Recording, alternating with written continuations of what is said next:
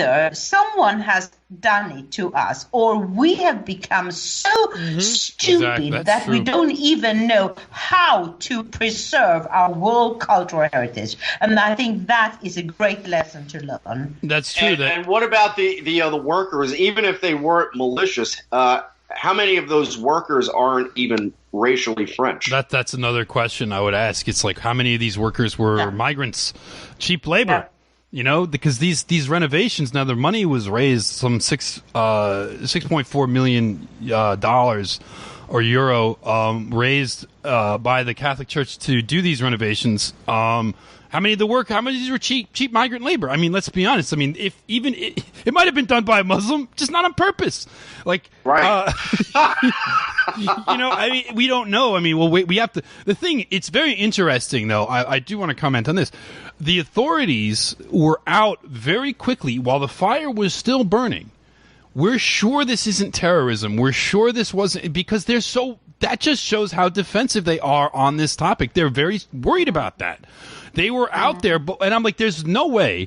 You know, the Highlander Center still under investigation, right? Because they're trying to find a way they can pin it on a neo-Nazi. Well, it was probably an electrical fire, or maybe those stupid social justice warriors were taking bong hits and somebody fell asleep with a cigarette in their mouth. Who knows? Yep. But like, that's still under investigation. But they know. Well, I remember I was watching the news feeds. I was watching it burn in front of my eyes, and the announcers come on. And they're like, "We do not think that this was terrorism. This was most likely an accident." It's like, how can you? This thing is still engulfed in flames. How can you do an arson investigation? They're spending more time complaining about people speculating on the internet than they are actually investigating this thing. And even I think it's possible that it was just an act of incompetence, but that person should go to jail. That person should go to prison, because you know what? Absolutely. And they won't, because you know what? The institutions of France, they'll be protected. They take care for their physical heritage as much as they do the heritage of their people, which is they don't care. Yeah. So, why are you surprised? I think this fire is more symbolic than anything, in the sense that, no matter what the cause was, it's a huge symbol. Yeah. I mean, Paris is already minority French. It's already, I was talking to Ingrid off the air about this. Like, something like 1 in 5 babies in France have sickle cell anemia. Some ridiculous black only disease. Yeah. So if you don't care about the heritage of Paris in that context, why would you give a crap about this cathedral? Suddenly it's meaningless. Yeah. And there were a number of people that were out there signaling, LMAO, why would I care about a bunch of old buildings? I saw people, American people doing that, and I saw Europeans, or people in Europe, not necessarily Europeans.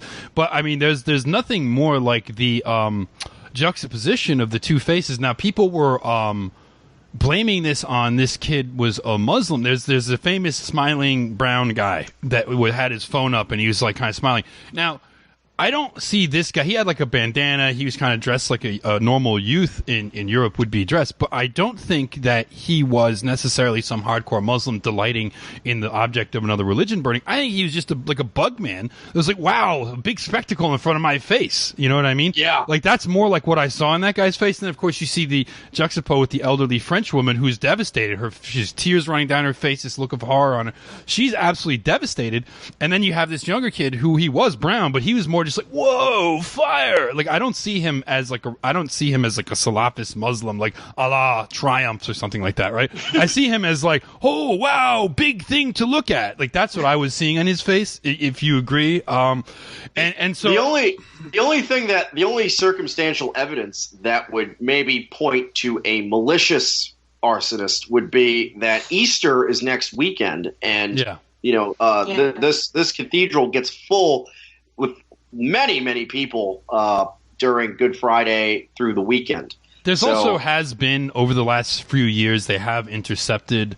Well, one, there's been churches in France and I believe other places in Europe that have been desecrated recently, and there was a fire at France's second biggest cathedral last week, even, that they determined to be arson. Of course, that was also pretty well covered up. And there have been Notre Dame has been targeted at least twice by Islamist terrorists in the past 10 years or so. So there's good reason to suspect it.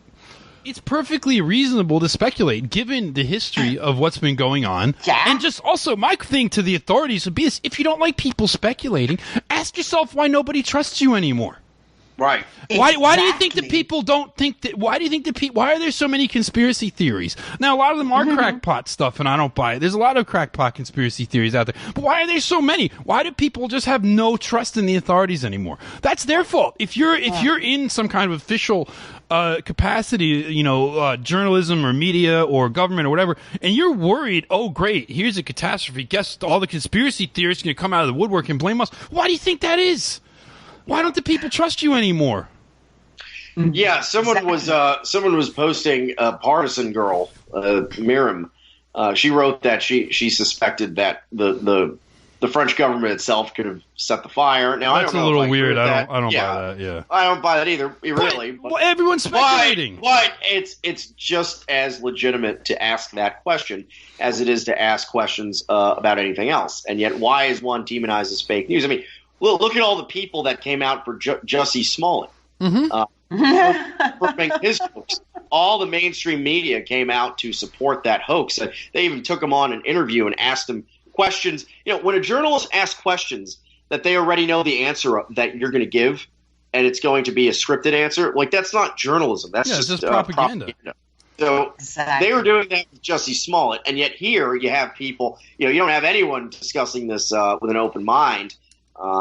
Narratives were formed before the thing stopped burning. So I'd say in France the situation is more dire because they actually have a patriotic group of people going out every weekend and engaging in revolutionary violence. I mean, I would never support such a thing, such direct violent actions. But look, these yellow vests, there is a patriotic group of people that are going out and for a patriotic reason. Now, one people they're not blaming. Now, think about this. No one's suggesting the yellow vests had anything to do with it because it's patently absurd that they would, right? And the yellow vests were guarding the Arc de Triomphe during one of their protests because there was vandalism on it. They were cleaning it up.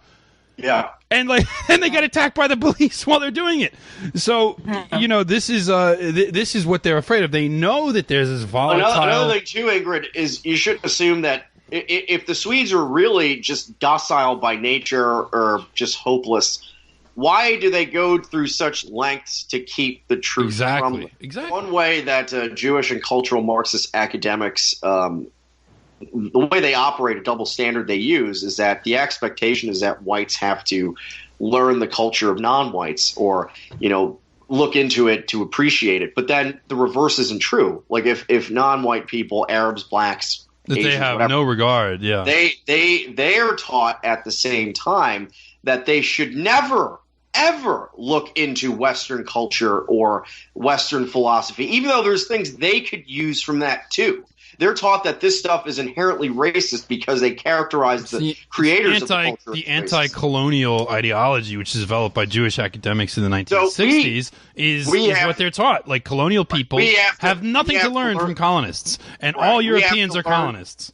No, we have everything to learn from them because apparently we can't dance, we don't have rhythm, we have no music. I mean, wow, the peoples that came up with the greatest symphonies in history have no music.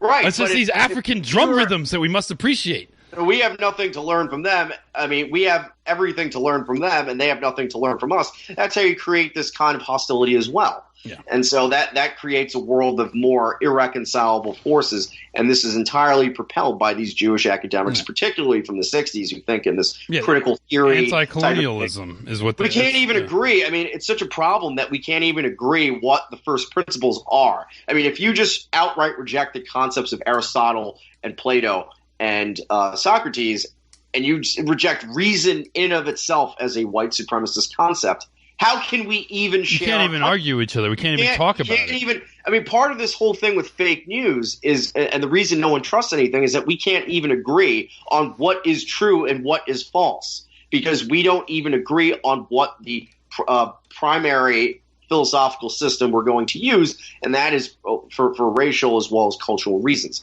So, if your first principle is Islam, you're not going to agree with someone who has a first principle of Christianity. I mean, I would argue that a lot of Western systems, Christianity incorporated into it Platonism and the ideals of Aristotle, who they used to just call the philosopher because they considered him the from where all philosophy came.